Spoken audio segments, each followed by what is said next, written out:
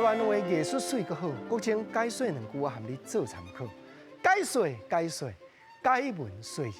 好朋友，咱知影讲民间真侪味菜咧摇地号名，像讲饭时底暗，互你摇啥？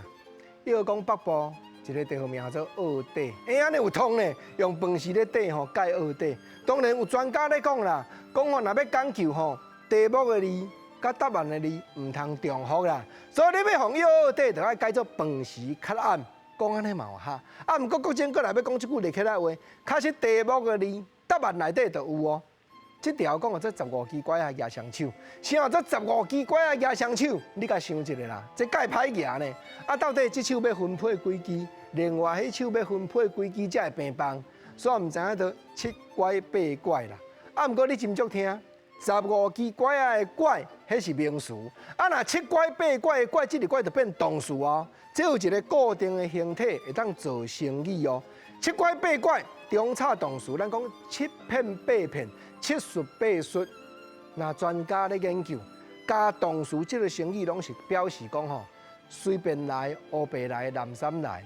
7拐8拐就是这拐遐嘛拐，7片8片就是这片遐嘛片。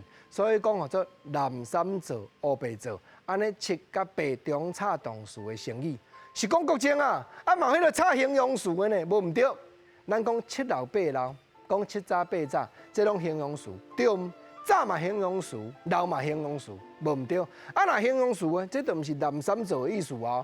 7早8早嘛是咧表示时间，7老8老。嘛是讲吼，你已经有会啊，时间足久啊，安尼就是表示讲用形容词插伫咧7甲8当作代语的成语的时阵，固定拢甲时间有牵连的话。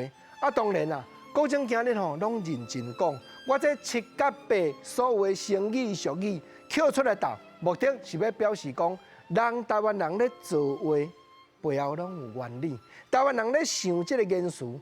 拢有伊的规则，毋则另外一句话，你讲吼，你好好话，毋讲顶真话，毋讲，较讲到啥？